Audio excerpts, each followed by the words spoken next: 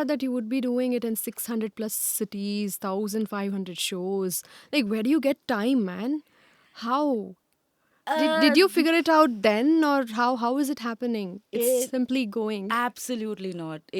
I think stage and events have taught me how to go about life as well. That is going with the flow. Wow. As and when come, no matter what plans you have, no matter how you've planned your things, you might have planned your next 10 years, and one shift can take you onto a different path altogether. There is no point resisting it. So I'd say just go with the flow. Right. Because my work was speaking or is speaking, my work spoke for me, and I got those calls and I went ahead, and one after the other, in our language we say word of mouth spread, and that's how the events happened. And you came into life in all those 600 plus cities. Amazing, man. We are so glad that you did that. Thank you. Amazing. Thank you. So I need to understand, how was the support system for you while you were doing all of this? Because now that I know that you come from a from engineering background as well, so It started off with a lot of questions. What are you doing? Where are you going in life? Time pass कर रही है, ये थोड़ी ना job होता है. This is not going to that's what pay I'm your talking. bills, and how Yeah. are you going to continue? कब तक करोगी? You have a question, right? लोग क्या कहेंगे? My career had this question, कब तक करोगी? And it kept on going. And when I say kept on going, back until 2023, my parents would still ask me, job कर ले, कब तो करेगी, कभी तो करेगी, like when are you going to get settled in life? Yeah, right. And then World Cup happened. Wow. That's when everybody was like, no, she's serious about this and she's going to continue doing this no matter what we say, no matter how we say. It's a big opportunity for her. So let's just support her. I think everybody just came together when that, it's Cricket World Cup. Cricket is religion Oh, yes. in our country. So when that happened, everybody was just like, okay, that's it. There she is. And we are there. Go for it. Stay out. So yeah, now we need that story, World Cup story. How it all happened. Yes. Okay. So I had zero idea about ever doing sports. I was completely into concerts and corporate events, Corporate events. weddings Yeah. and social events and private events and all of that, right? Never thought ever that I would go into a stadium. In fact, fun fact, I had never gone to a stadium until the stadium called me to it. Oh, really? Yes, I had never gone to any stadium. Okay. I remember 2023. This was around July or August, October onwards, the matches were going to start. And I got a call from a company called DNA. Okay. I don't know if you should say the name or not, but they are like the biggest sports management company. Okay. And purely based on my work, they had spoken to a lot of people, and supposedly around 8 out of 10 people suggested them my name because they were looking for somebody who has the voice to be able to hold a stadium full. They were Yes. looking for a very energetic female who could handle it, because they always had a male anchor, but they wanted somebody who could do Okay. the female version of it as well, and had the energy and had the hold and had the confidence. So 8 out of 10 people referred my name. Wow. I got a call. They asked me to record a small audition. They'd sent me a script and they wanted me to record an audition. Formality ke liye, but I did. And I think this was I had never given any audition in my life. Like I said, it just happened. Things happened. Yes, So I switched on the absolutely. camera. I Yeah. was in my living room, switched on the camera, kept it in the front, and presented myself the way I just presented myself. Yes. And that's it. BCCI approved and World Cup happened. Wow. So what is the biggest takeaway you have from the From- World Cup? From World Cup. Yeah. Oh, wow. I'm talking in terms of crowd, in terms of your BCCI. Okay, I'm gonna start off on a personal note. Yes. What was my takeaway? Don't let anyone tell you you can't. Wow. Because you can. Yes. That on Yes. on a personal note. And professionally, I will say it is a man's world. Oh. Cricket is really a man's world until you make it in.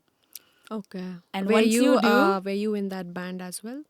It took me some time. Okay. It took me some time. It definitely took a toll on my confidence as well. It had me questioning whether I'm doing the right thing or not, etc., etc., etc., till I got the mic. Wow. Once we had the mic and we just started off with quite literally, I just said, this was in Chinnaswamy Stadium, my very first announcement was Namaskara, Bengaluru. And the response and the reaction that I had, it was a roar. Wow. It was fire. It was a beast of an energy. And when that happened, I think everything else just got into muscle memory. Yes, I did a lot of hard work, which was understanding the game to perfection, the way I could understand. Making sure that I learn the language, which is our local language, Kannada, Kannada. very well. I mean, I used to speak Adu Bhashe, Yeah. but I learned Pustakiya Kannada again. Okay. Then I also learned a lot of numbers in Kannada so I could announce the scores Wow. properly, Okay. understand the game, understand various shots. Did my hard work, and I think that hard work led to muscle memory taking over while you're on stage, and then it just, the game is beautiful. Amazing. The spirit is amazing. The energy is insane, and you just feed, take it from them, give it back to them. The Yeah. most difficult part about stadium is you sometimes are the fuel to the fire, and sometimes the extinguisher. Yeah, I want to talk about that as well. Now I need to understand the kind of crowd you manage.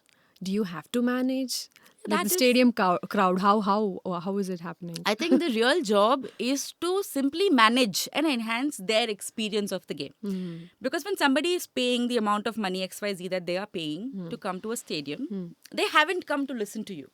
They have come to witness their favorite players. Correct. They have come to witness the game and the madness that the game brings in. They are fully charged. They don't need any more energy from you. Yeah. What you have to do, although, is understand that there's something called as audience fatigue. Okay. You can scream for 1 hour, you can scream for 2 hours, you can scream for 3 hours, 4 hours, 5 hours. You do tend to get a little tired at the end of it. So you have to make sure, as an anchor, as an MC, or as the person controlling the stadium that way, that you enhance their experience of the game, but also keep them calm when the game needs it. When our home team needs us to be silent so they can do whatever that they are doing, we got to make sure that the audience is silent yet in full support. Wow. That way. Amazing. So I think the energy, bringing goes it down inside and me. then Yeah. getting them back up is the biggest gift that you can Yeah. get as an anchor. And Wow. also, it is the biggest responsibility that you have as an anchor. So true, so true. I can imagine the kind of, the pressure that you will be facing during this phase is like, it's your first time entering a stadium as an anchor. I need to understand how was the pressure? How was the pressure that you actually kept yourself calm and didn't mind that much? What do you do? Do you have any kind of ritual, or Okay. do you tell yourself self-motivation, or somebody else motivates you? How is it? There is nobody else who's ever going to come and motivate you anywhere you go. It's all got to be you for yourself, first Correct. things first. Okay. I do have certain habits that I do, like rituals that I do kind of before every single event. This is not just the stadium. So, for example, if I'm stepping on a stage, the stage that's giving me a chance to feed myself and my family. So, the first thing I go before I do anything, we do mic checks. So before I get onto the stage for a mic check, I touch like it's my God, because it is giving me the opportunity. Right. That's my step number one, that brings me into the present. Correct. Now, once your sound check and everything is done, you kind of go back, get ready for the show to happen. While we have that space, so once I enter the venue, we have the briefing, etc., then I have a mic check. From the mic check to the time the show starts, I prefer not speaking to anybody else. Because that's when I am getting into the zone. Okay. That's when I'm preparing myself to transform or switch from this person that I am to the person who's going to lead an entire audience. Yes. You know, audience can really feel your energy. They That's true. always can. Yes. So if you are nervous, if you're tense, they sense it, they feel that way. If you're confident and if you're happy or in the moment, they feel that way too. Yeah. So it's synergy that happens in a hall Okay. full of people.